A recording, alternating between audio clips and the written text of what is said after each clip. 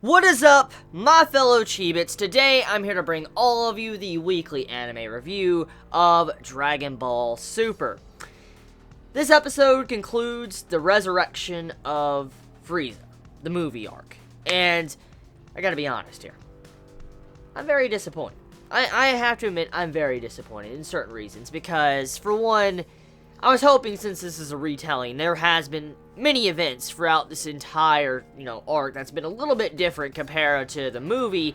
I was hoping we would get some more explanation on, the Super Saiyan Blue transformation that Vegeta got to, Goku, and also finding out more about Frieza's, trainer who trained him or helped him out, along with, seeing Vegeta being able to take down Frieza once and for all.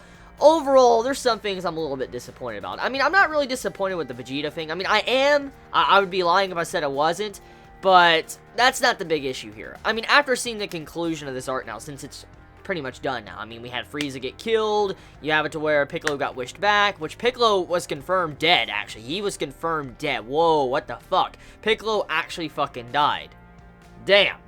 So, I'm a little bit disappointed just in regards of how there were certain things that didn't really get explained. I mean, I know there were certain transformations in the past, some that were never really explained as well, but I mean, something as important like, Super Saiyan God, Super Saiyan, or, fucking Super Saiyan Blue, you get my point. You would think you would get a little bit more clarification. Hopefully, in this upcoming arc, I don't know if we're going to dive into, the arc that currently is going on in the manga, or if there's going to be some form of filler arc or something. I really have no idea, but I do hope whatever we're going to be getting into next, we're probably going to get some content that's going to reveal information about Super Saiyan Blue and stuff, because that is something I want to fucking know, and I want to know more about Frieza. Like, where was he training at exactly, and what exactly did he do to get his transformation? I really, really hope that happens, because there was some information revealed in this episode that actually caught me by surprise, which kind of gives a little bit of a edge to Vegeta and how good he is as a trainer, or how he trained himself.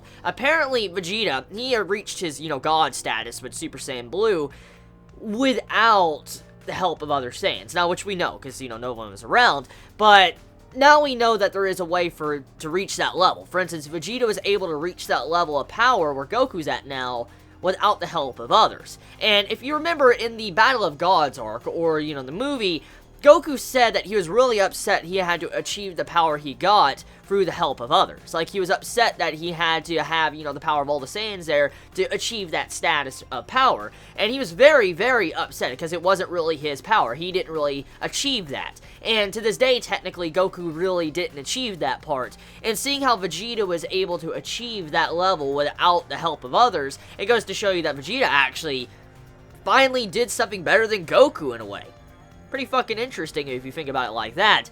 But overall, though, the ending conclusion of this arc, it's pretty much the same. It really is pretty much the exact same, besides the animation being a lot worse than the movie, of course. I mean, that's very obvious. I mean, I know last week's episode was very fucking controversial. I know. Just try to ignore it because it's fucking Toei. I mean, Toei is fucking awful when it comes to their shit. I mean, we know this. I mean, they're terrible with their animation and shit.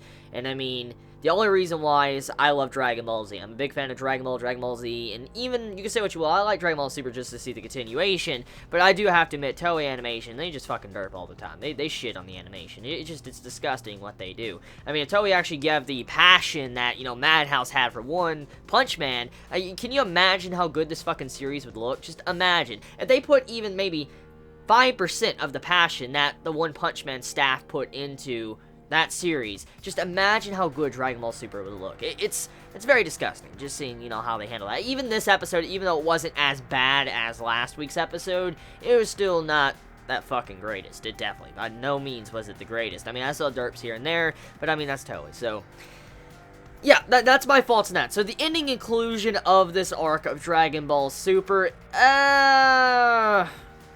it was decent. I mean, would I watch this arc again for what I know now?